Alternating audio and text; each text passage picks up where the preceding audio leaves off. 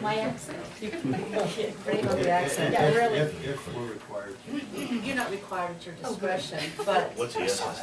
I don't have any idea what this is about. Not able to- Pumps a few jobs. Yeah, not able to attend the meeting due to personal business obligations, writing in the hope you'll make a decision to appoint an RCD board member today. I think it's important to pick a direction and to facilitate the ability for the RCD to operate. Talks about the 4 distinct choices, I think that's kind of getting into the people that are. Okay, he remains a candidate, he hasn't withdrawn. I I saw that, that's what I was telling him. I'm not seeing. I don't see. You know, I hate to take any action on a written without him here. But- So we've honored his request that this be provided to the board. It's not a personnel issue. I didn't see personnel. I know, but you can read it out. I've It's seen letters discretion. read out from the board, from the clerk.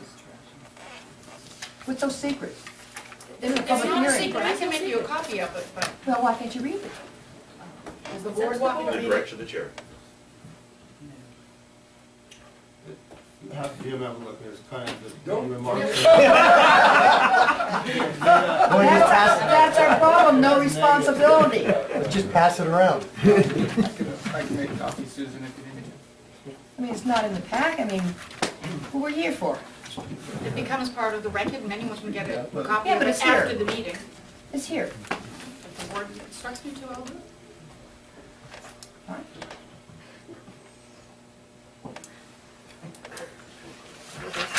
Yeah, he didn't like my split the baby in half, the King Solomon reference. I'll read it.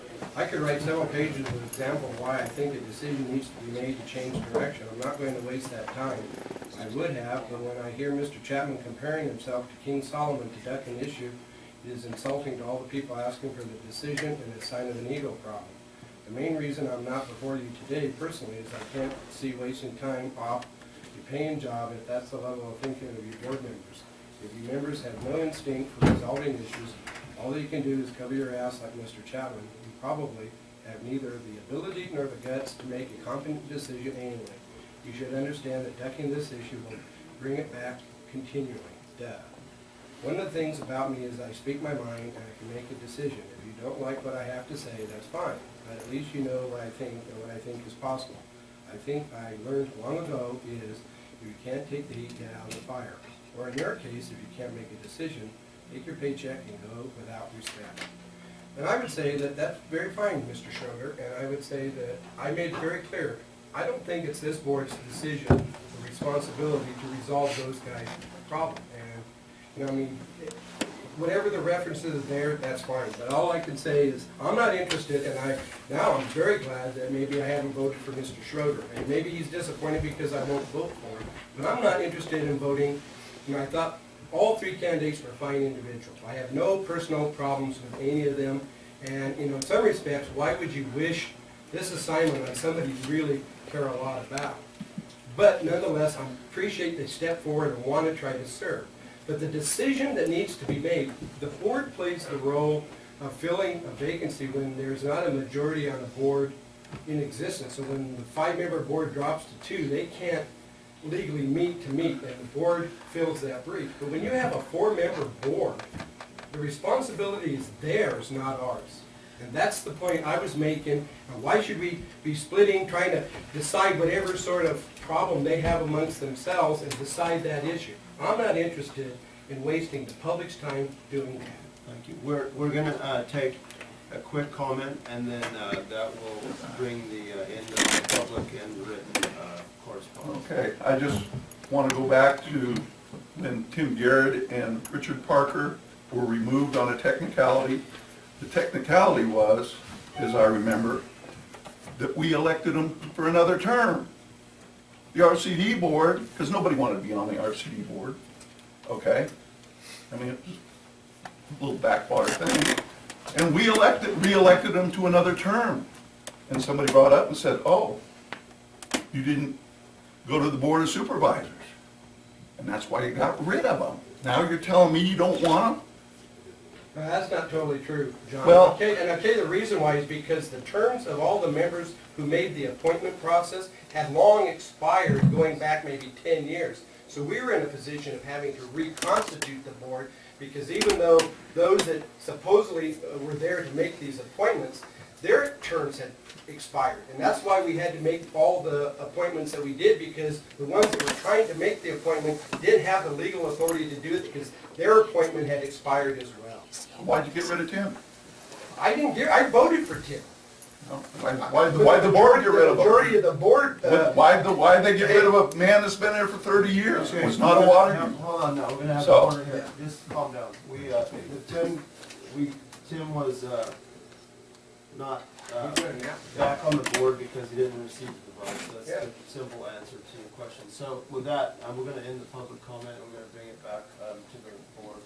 Supervisor Alba? Yeah, I got two comments to make. One is regarding Mr. Cabote's comments, you know, that some people are complaining about how he writes his reports. As a water user, those reports are very important to me. My water master does some reporting that I rely on that information to go to DWR, to the state, because I have to use reports, water use reports, etc. And if I had to do that myself as an individual water user, it would be a nightmare. And a lot of people are very conscientious of how those reports are filled out and if they're done right, so you can maintain your water rights. So that is a very important issue. And it comes back, here we are at RCD again, public discussion, everybody talks about water, but yet they say it's not about the water rights, water master, etc. It is, you know, and I, like Jim, take great offense to the fact that I'm the one being blamed, that a board can't get along. Please, grow up. Learn how to get along. It's not that hard. And I am just like Jim, and I said, I've been this way a long time, you know, I'm not gonna appoint anybody, because this is lame and stupid, because they have 4 all members. you're gonna do is you're gonna upset the balance of equilibrium. Let the 4 children in the room, let them fight it out until they can get along. Case closed. Thank you. Anything? Well, I still want to see this thing get solved, and I don't know if it's a solvable thing, but I'm more than willing to spend my time to try to help these guys with this advisory committee, to try to straighten this mess out, so it's fair for everyone. It's not fair for one side or the other side. And how we come up with the names of the advisory, and David Lyle, I'm sure also will participate in that. How we come up with the names, I'd like you guys to be able to do that, and we'll go from there. And I'll spend my time, I will help you guys in any way, shape, or form I can. I believe that we're in the water storage phase of the water cycle right now. So when the irrigation starts, Aaron, you might be able to help me with this, is when it gets really critical, right? So we have, what, 3-4 months? It depends on what the. Yeah, it depends on what happens, you right. for. You gotta- Right, okay. So at any rate, I'm of the mind that we can get this advisory committee together and try to make some headway in this problem. And once again, I will volunteer my time to help with that. I want to thank all the candidates who are putting their heads in the noose on this thing. I think all of them are very qualified. But I don't feel comfortable. I don't even know what the water system consists of.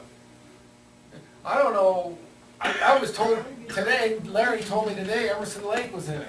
So here I'm making a decision on water that I know nothing about.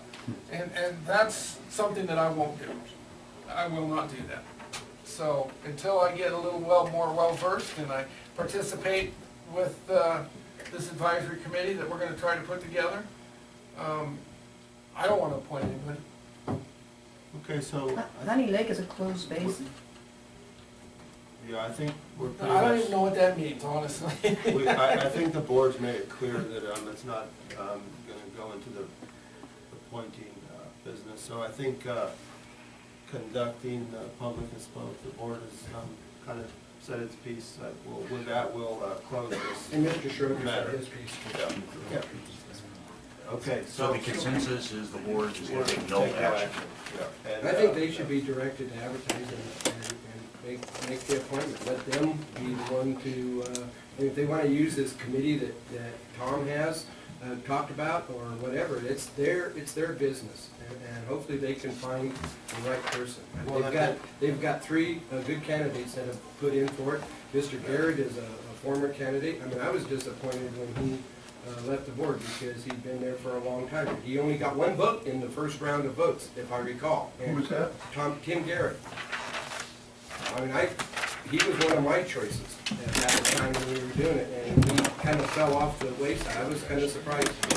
I would like then to, let's come out of this with some action. The board action I would recommend is that we give a letter to the RCD that the board recommends they appoint to fill the vacancy. We declined to make the I appointment. think what we probably ought to do is just have Retta read the law, because in effect, a motion to take no action would then trigger the resources code, making it their responsibility. Yeah. Maybe that's the most appropriate. That's the thing. motion you need to make. And according to the Public Resources Code, there's a vacancy on the board, which is what we have. The Board of Supervisors shall fill that vacancy pursuant to another section. And the other section is the one that says if you do not appoint within 60 days, the Board of Directors may make the appointment. Okay, so that, 60 days is, I believe is, So the motion would be something like pursuant to the resource, public resource code, the board declines to make an appointment. Yeah, and that requires a motion. That would be appropriate. Okay, so do we have a motion? Okay. I'll second it. Okay. So do we need a roll or just all in favor say aye? Aye. Opposed? Chair votes aye, so the motion carries. That will close this matter. In that letter, you will cite those codes in there so that they can research it out. so you want a letter coming from county council? Because the No, you will cite those. Oh, yeah, it's, you bet. Okay.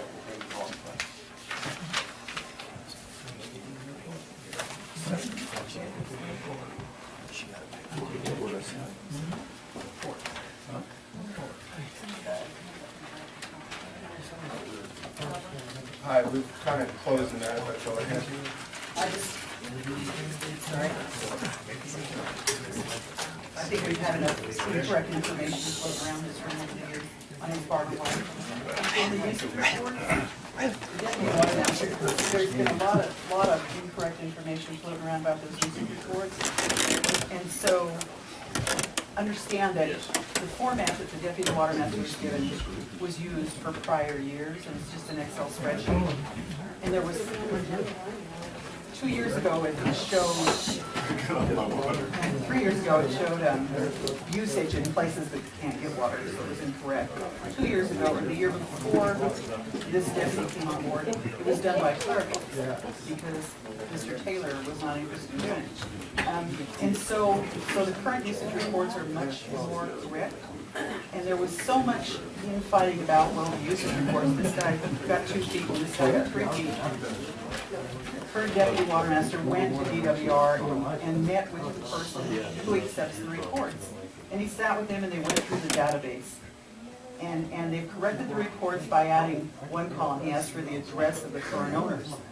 But he said you can take out the individual uses. All DWR wants is the total creek river usage converted to acre feet. So you do an Excel down based on how much that was in that creek, and you don't need the individual measurements. The individual measurements, which they've been the problem, people fighting about when you get more than I did, or I think that's wrong. And that's taken up a lot of time. And so the new format without the individual thing should make it a lot more palatable, and it's certainly more correct than past years. Okay, Thank you. we have, tomorrow, you guys want to take a lunch break? Because, you want to continue on? Yeah, what? Let's do it. Okay, let's go to H2. Who wants to take that on? Approving full joint power and board. Yeah, members, at your last meeting, you created the JPA. It provides for 2 members of the board of supervisors to be appointed. The item before you, make your appointments to the JPA. Subsequent, and of course, the city would have to act, and once we had those four, the JPA would meet and pick the public meeting member, and then subsequently begin the process of building. Okay, if the board would ratify that, appoint Mr. Chapman and Mr. Wozzy?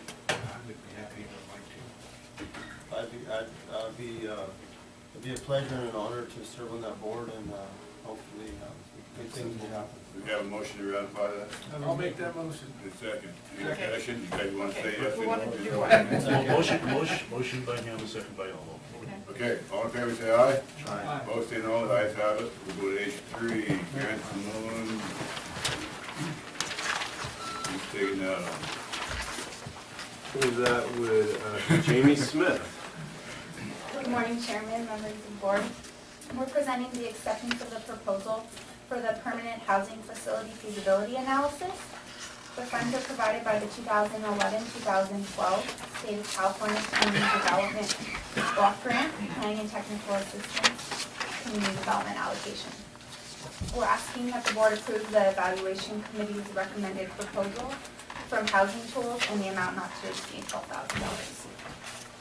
On July 16th, 2013, an RFP was released and no proposals were received. The RFP was revised based on feedback that we received from the consultants and released on September 24th, and we received 2 proposals.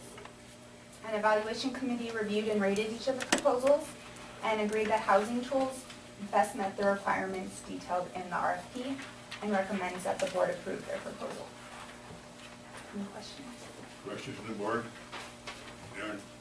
I've got a question. How come in here that you require his auto insurance and workers' comp insurance that he has? How can we have that? I mean, what's the theory behind that? And have proof of his auto insurance and Because workers' comp? it's state funding and federal funding, we require insurance on the consultant or the contractor to ensure that the project is going. They want to be sure that they're not liable if he gets in an automobile accident or has any employees, the state. Okay. That was my question. Thank you. More questions? What do you guys, what's your pleasure? You got any direction or? So what's the amount? No. Up to 12,000?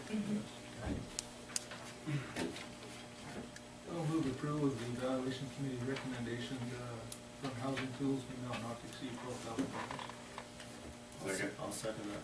Motion and a second, any discussion? Any comments from the public? All in favor, say aye. Aye. Opposed, say no. Ayes have it. We'll go to H4. Taking that, Galen? Yes, Galen Norwood, Assistant Director of Planning and Building Services. And this is basically just an opportunity for the board to give any further refinement or direction in the study session that's going to be conducted December 10th. We've started advertising for it, and we put it in the paper a few times. We actually added, there's some not on our list there, like HL Power wasn't, and the base wasn't, for example. So there are a couple that have been added to the list that we have, but if there are any particular organizations or individuals you want us to reach out to, we're happy to do that. You know, any direction you have on how the study session would be conducted, you know, what sort of staff report you would want. You know, if we want to reach out to Elmud or others to speak at it, or just have it be an open, you know, mic type thing, or just however you may want to conduct it. So if there is any further direction you want to give, we'd be happy to hear it. The other people I'd like to see put on there, I know you have Modoc National Forest, but if you could delineate to the Big Valley Ranger District specifically, because the Modoc National Forest that deals mainly up in Modoc County, but the Big Valley Ranger District has the north portion of Lassen County. And also to add the PIT RCD on there.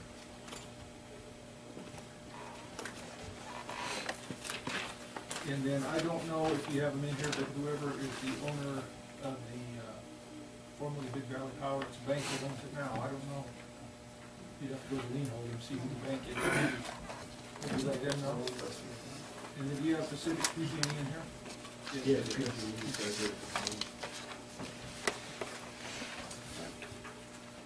Are you done, Aaron? Yes, that's it. I Mr. didn't mean Young? to cut him off. Keep going, Yeah, Aaron. you did, you cut him off. Well, I mean, I'm kind of wondering about the timing of this thing. I was hoping that these invitations had been sent out a month ago. I mean, now we're They 2 have- weeks they have within the been time sent- of they this have been meeting, sent and you're out. not giving them any time to, okay. Yeah. I have a short list here that I didn't see some of the names on there. Invenergy I saw on there. Honey Lake Power, They have been noticed. okay, Elmud, Yes. REA, Yes. Yeah. Amity Energy,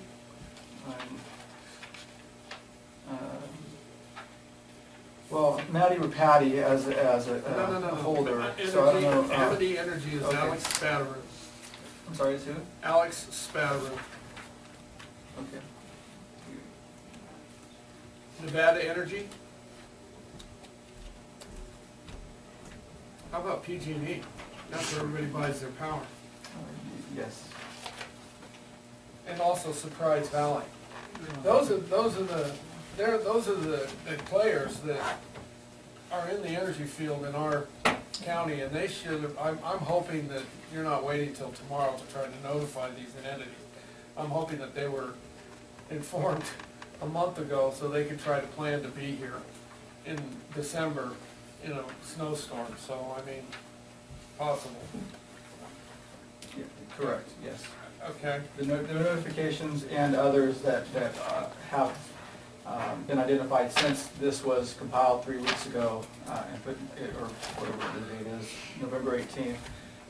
Others have been added to it as well, but, so I can, all the ones that you name, I'll be sure that they have been notified.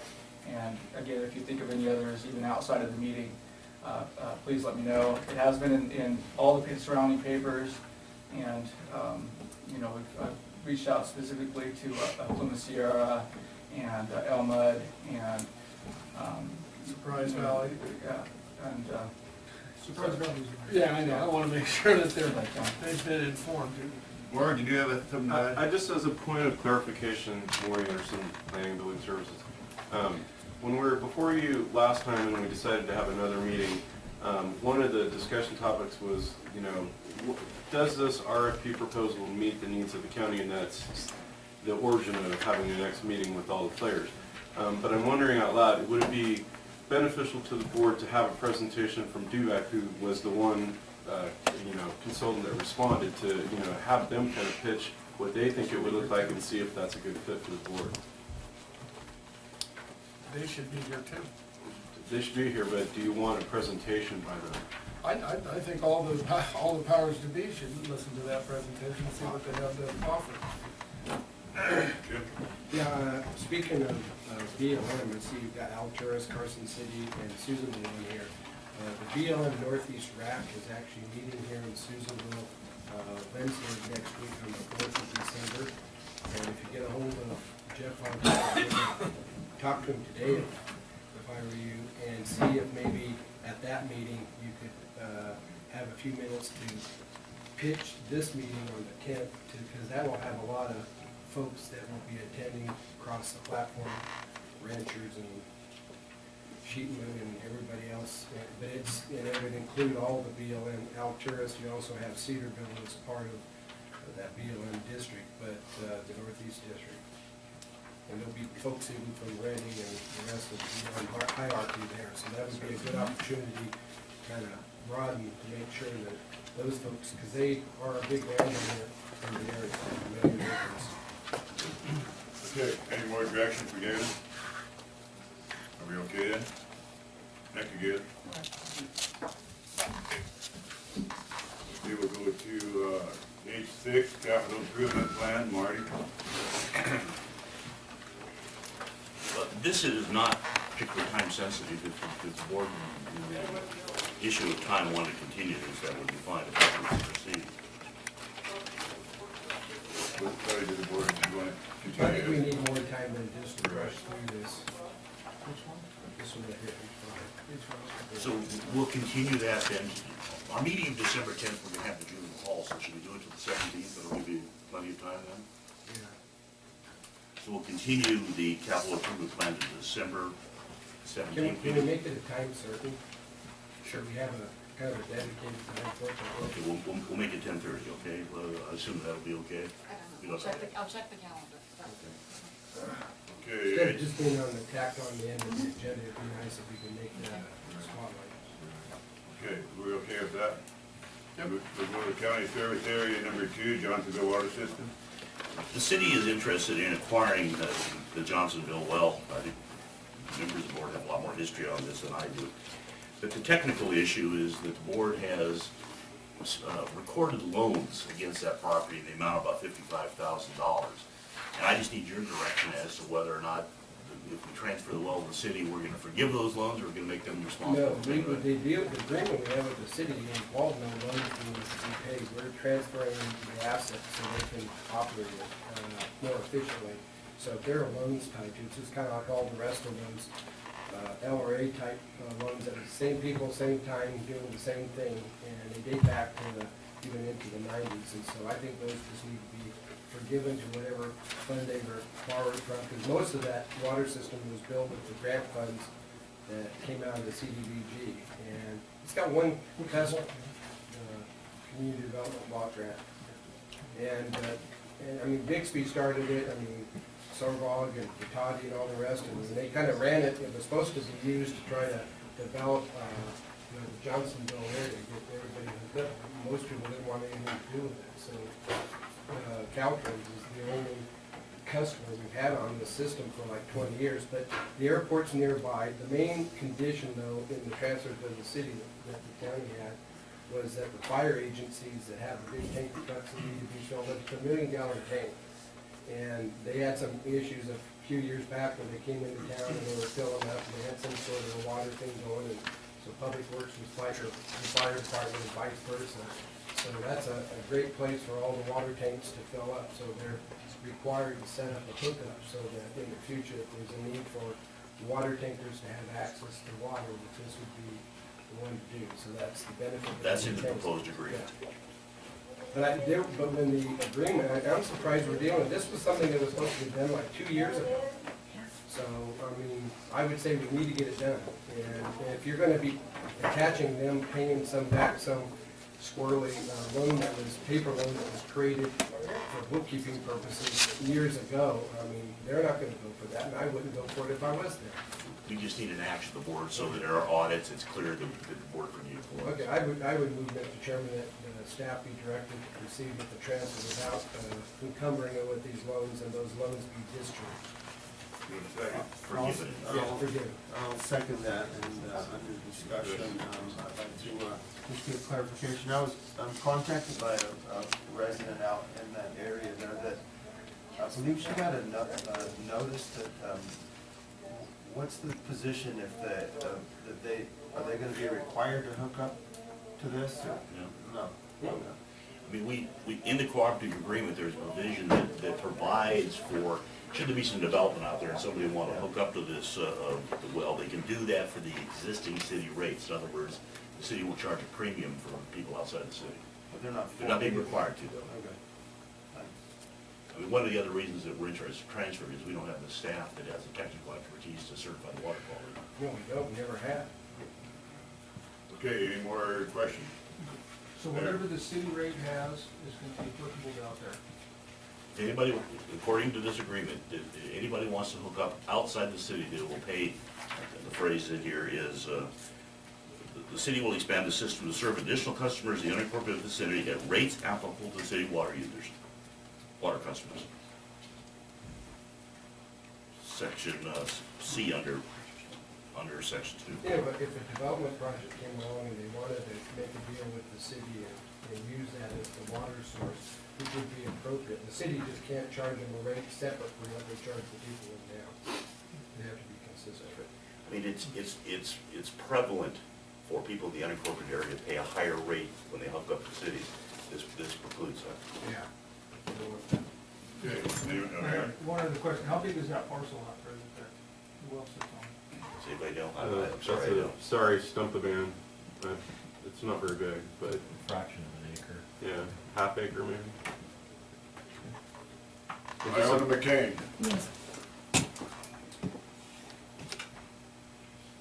I think I remember, Iona McCain, thank you, Chairman Kyle. I remember being at the golf course, and I remember this project coming forward because they thought they would expand the golf course at that time when Ansi was running it, and was going to develop the area out there where the water tank is.